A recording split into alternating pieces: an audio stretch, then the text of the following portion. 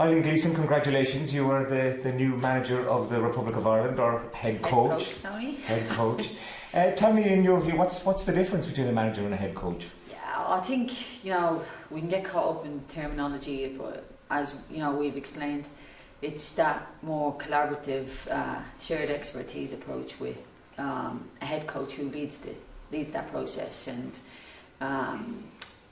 allows for autonomy around roles, and it allows for a collective expertise then to maximise the potential of the team. Leadership, though, is still the main focus of either the head coach or the manager. So how do you propose to lead this team to the European Championships? Yeah, I think, like we said, that the use of that interdisciplinary, I've used that term, it's that having, a staff which contains a lot of expertise, that we can build the environment where the players can maximise their potential. Within the Nations League campaign, we've been really driving what it means to be Irish, the cultural aspect of it, and building that environment where it feels like you're coming home when you come to camp, and promoting that togetherness, the connectedness, because without that on the pitch, it's difficult. We're going to go into challenging games in 2024. The level is increasing all the time.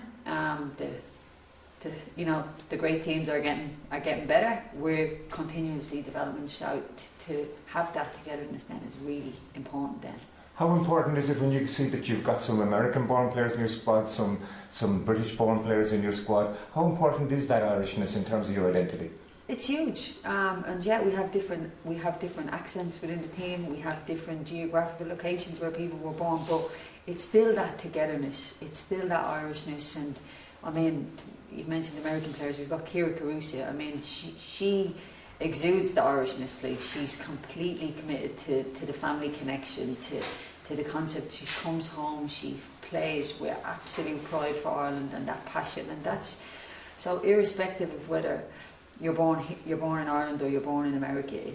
You have to have that in you, and that lean towards that Irishness. You said that being the head of women's and girls football was your dream job. Yeah.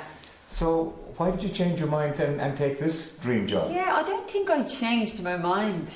I mean, like I said, I've been in this process before. I was unsuccessful on 2 occasions, so I've always wanted this job. But in terms of my career, there's always been a parallel. I've been working in development and working in coaching, so that just collided with the head of women's football and then this opportunity. And when I initially came in as the interim manager, it was as an interim role, which was, as we clearly stated from the beginning. And the questions kept coming, and I reinforced that I was happy in the head of women and girls football role. It was a dream job. The role suited my skill set. But then, I was in this environment. I came in, it was a transitional period for players, but also for me, coming in as the interim manager. And it evolved, and I thought when I was in it, I really like this. I did want it. I always wanted it. I was always keen to differentiate that. It wasn't that I didn't want it. It was that I was happy in the role that I was in. But as the time went by, then I was happy in the camp environment. So, I put myself forward. How difficult was it coming in after Vera Pauw, who was, quite a strong character, who was well regarded by the Irish public? Was that a difficult transition? Yeah, I mean, we all know it was a tumultuous time for everybody involved. I came in very speedily. There was a transition period. But it also, I had to bring what was, specific to me. And I think the strength of that was my knowledge of the players prior, the knowledge of the Irish landscape, because then each manager does things differently, so it's not about being right or wrong. So I adopted my approach and brought that into the camp, and thankfully, I mean, it could have went either way, Tony. It could have went upwards, downwards, sideways, but thankfully we had a successful campaign, and we were able to bring our own approach to the camp. More difficult challenges will lie ahead. You've got promoted to the top league, and qualifying for the Euros won't be easy.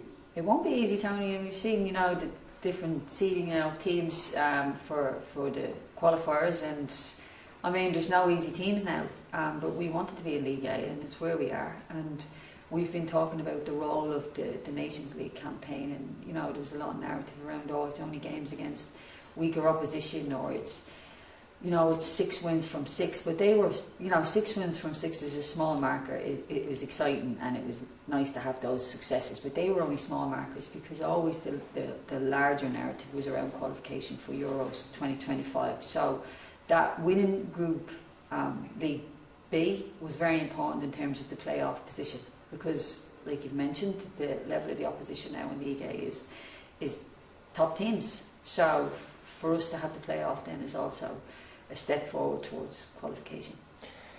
You've qualified as a coach, obviously with your pro licence. You've also done a PhD. Tell me about how difficult it was juggling study and football. Yeah, it's ongoing, Tony, but yeah, I mean, very difficult. And when you look back, when I was doing the pro licence, I was working full time, I was managing a team, and I was also doing the masters at that point. And when I look back, I was like, how did that even happen? But it happens, and somehow you make the time for it.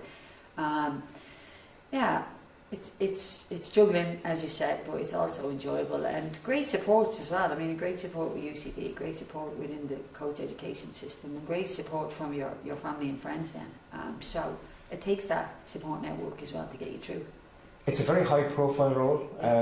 Vera Pauw at one stage was leading the St. Patrick's Day parade. Did you expect your life to change in terms of how people recognise you and what's expected of you? Yes, I mean there's a lot of introspection, and naturally I'm quite private, so yeah, you have to adjust and adapt, and it's part of the role. So yeah, there's an adapting process for me. It's funny, I'm out and people are waving at me and can get a photo. I think it's hilariously that they want a photograph with me. This is part of the role, as you said, and also it's part of the growth of the game, that the profile is raised and that now managers included are recognisable. So yeah, on a personal level, it's I have to adapt to that. Yeah. The length of contract, just until the European Championship qualifiers, is that enough? I mean, a lot of managers would insist on having at least 2 campaigns. Yeah, look, I'm happy where we're at today. Obviously, I'm here, so we've agreed all these contract terms, and I think it's typical as well. You have a campaign and the manager's offered the contract, the terms of that campaign, so I don't have any problems with that. And one issue that's been a major part of women's football is equal pay, and the pay for the men's manager's job versus the women's manager's job not yet on the same level, I imagine.